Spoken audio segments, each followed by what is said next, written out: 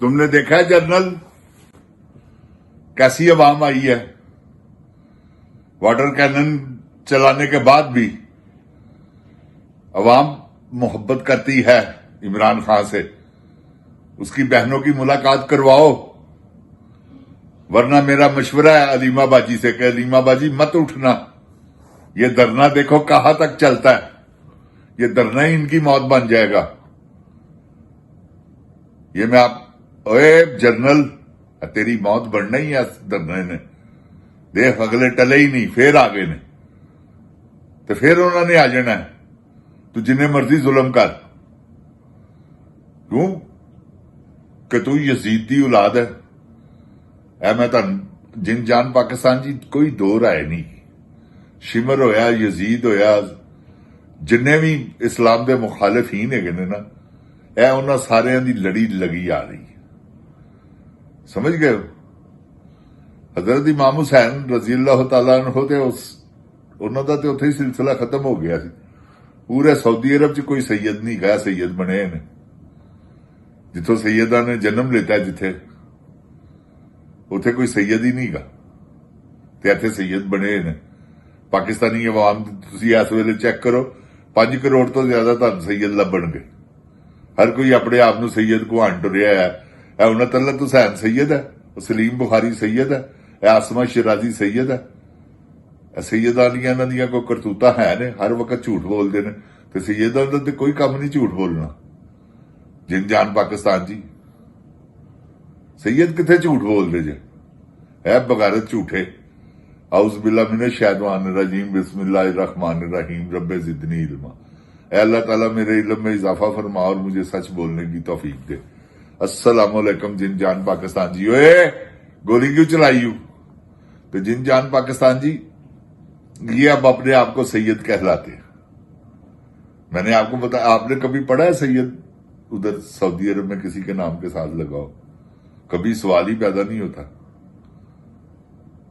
तो हजरत जाफर सादिक ही है ना, जो कि इनमें से हुसैन पाक में से बचे थे, 72 में से। वो भी बीमार थे, अल्लाह ताला ने उनको बाद में सेहत दी। उनकी लड़ी कितने हो गए होंगे। ये 5 करोड़ से ज्यादा अपने आप को सैयद, हर कोई सैयद बन जाता है जिसका दिल करता है। जिसकी जात का उसे पता नहीं होता, उसकी मां बताती नहीं है, तो वो कहता है कि मैं सैयद हूं।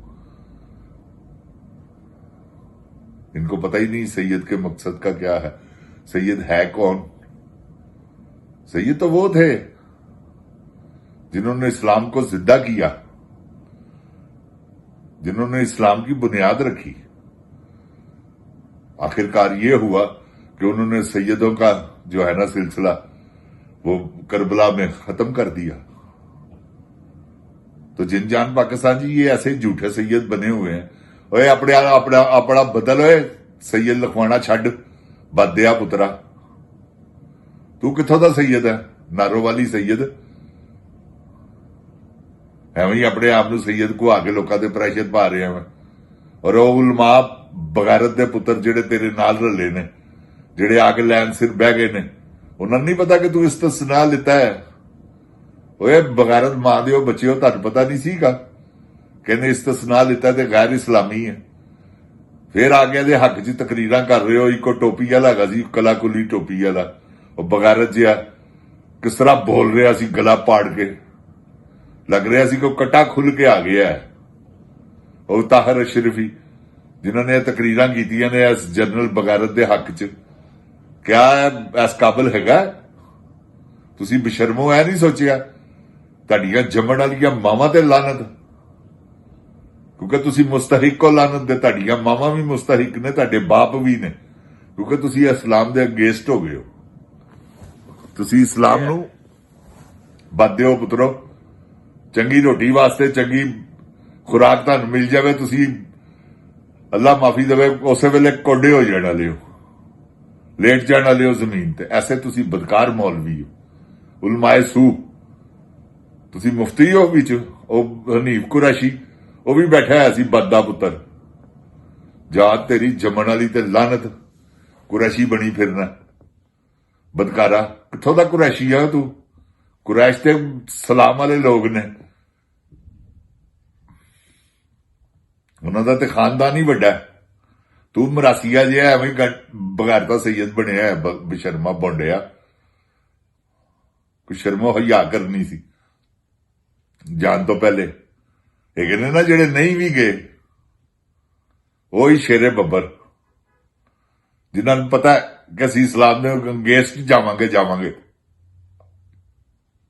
ਤੁਹਾਡੇ ਵਰਗੇ ਲਾਂਤੀ ਨਹੀਂ ਗਏ।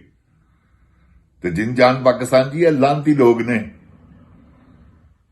ਇਹਨਾਂ ਨੇ ਪਾਕਿਸਤਾਨ ਨੂੰ ਬਰਬਾਦ ਕਰ ਦਿੱਤਾ ਬਗੈਰਤ ਦੇ ਪੁੱਤਰਾਂ ਨੇ। ਜਦੋਂ ਚਾਹੁੰਦੇ ਨੇ ਫਤਵਾ ਲਾਉਣ ਚ ਇਹਨਾਂ ਦੀ ਜੋੜ ਹੀ ਕੋਈ ਨਹੀਂ। ਹੁਣੇ ਹੀ ਉਹ ਜਨਰਲ ਕਵੇ ਕਿ ਚਲੋ ਬਈ ਕੁੱਤਿਓ ਭੌਂਕੋ, ਜਰਾ ਕਹੋ ਇਮਰਾਨ ਖਾਨ ਯਹੂਦੀ ਏਜੰਟ ਹੈ। ਤੁਹਾਨੂੰ ਨਹੀਂ ਪਤਾ ਯਹੂਦੀ ਏਜੰਟ ਪਾਕਿਸਤਾਨ ਚ ਕੌਣ ਹੈਗੇ ਨੇ? ਸਭ ਤੋਂ ਪਹਿਲੇ ਤੁਸੀਂ ਉਹ ਬਗੈਰਤ ਦਿਓ ਪੁੱਤਰੋ। ਫਿਰ ਆ ਤੁਹਾਡਾ ਬੈਨੋਈ ਜਰਨਲ, ਇਹ ਹੈਗਾ ਜੇ ਯਹੂਦੀ ਏਜੰਟ। ਸ਼ਬਾਜ਼ ਸ਼ਰੀਫ, ਨਵਾਜ਼ ਸ਼ਰੀਫ ਹੋਰੀ ਜੇ ਯਹੂਦੀ ਏਜੰਟ। ਇਹ ਮੈਂ ਤੁਹਾਨੂੰ ਦੱਸ ਦਿਆਂ,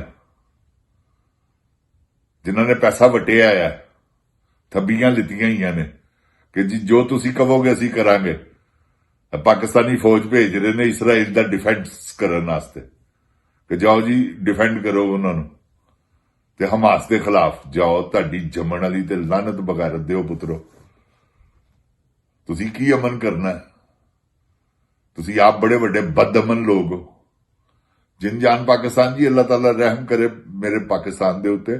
ਇਹ ਜੋ ਮਰਜ਼ੀ ਕਰ ਲੈਣ, ਇਹੋ ਜਿਹੇ ਹੋਰ ਵੀ ਉਲਮਾ ਲੈ ਕੇ ਆ ਜਾਣ ਨਾ, ਜਿੰਨੇ ਹੈਗੇ ਸਨ ਇਹਨਾਂ ਨਾਲੋਂ 5 ਗੁਣਾ ਜ਼ਿਆਦਾ ਵੀ, ਤੇ ਕੱਖ ਵੀ ਨਹੀਂ ਕਰ ਸਕਦੇ, ਕਿਉਂਕਿ ਉਹਨਾਂ ਦੀਆਂ ਜ਼ੁਬਾਨਾਂ 'ਚ ਅਸਰ ਅੱਲਾ ਨੇ ਮੁਕਾਤਾ ਹੈ।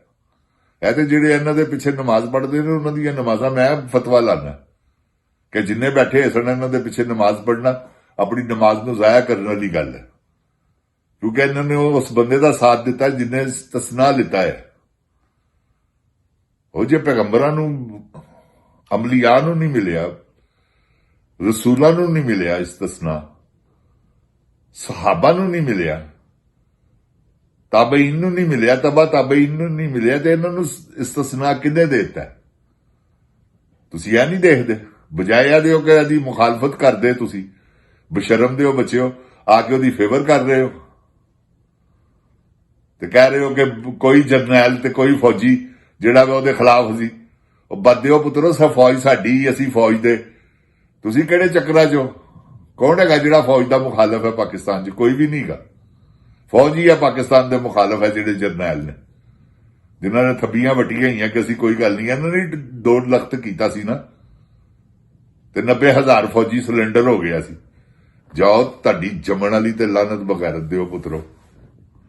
90,000 ਜਿੰਦ ਜਾਨ ਜੀ, 10,000 ਦੀ ਫੌਜ ਜਿਹੜੀ ਹੈ ਨਾ, ਲੱਖ ਦੇ ਲਸ਼ਕਰ ਨਾਲ ਟਕਰਾ ਗਈ ਹੈ। ਇਸਲਾਮ ਐ ਵੈ,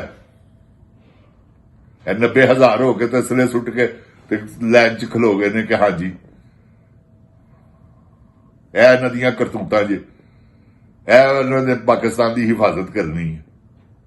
ਇਹ ਪਾਕਿਸਤਾਨ ਦੀ ਹਿਫਾਜ਼ਤ ਨੇ, ਹਿਫਾਜ਼ਤ ਕਰਨ ਵਾਲੇ ਨੇ, ਸਵਾਲ ਹੀ ਪੈਦਾ ਨਹੀਂ ਹੁੰਦਾ। ਇਹ ਪਾਕਿਸਤਾਨ ਦੇ ਮੁਖਾਲਫੀਨ ਨੇ। ਅੱਲਾ ਸੱਚਾ ਜਾਣਦਾ ਜੇ 77 ਸਾਲਾਂ ਤੋਂ ਇਹਨਾਂ ਨੇ ਪਾਕਿਸਤਾਨ ਨੂੰ ਕੈਦ ਕੀਤਾ ਹੈ, ਹਫਸੇ ਬੇਜਾ 'ਚ ਰੱਖਿਆ ਹੈ, ਤੇ ਕੋਈ ਗੱਲ ਨਹੀਂ, ਮੇਰਾ ਅੱਲਾ ਤੇ ਦੇਖ ਰਿਹਾ ਇਹਨੂੰ। ਅੱਲਾਹ ਤਾਲਾ ਪਾਕਿਸਤਾਨ ਦੇ ਹਾਲ ਤੇ ਰਹਿਮ ਫਰਮਾਵੇ। ਜਿੰਦ ਜਾਨ ਪਾਕਿस्तान जिंदाबाद, जिंद जान पाकिस्तान दी आवाम जिंदाबाद, इमरान खान जिंदाबाद। ओए गोली क्यों चलाई पाकिस्तान पाइंदाबाद। अस्सलामु अलैकुम।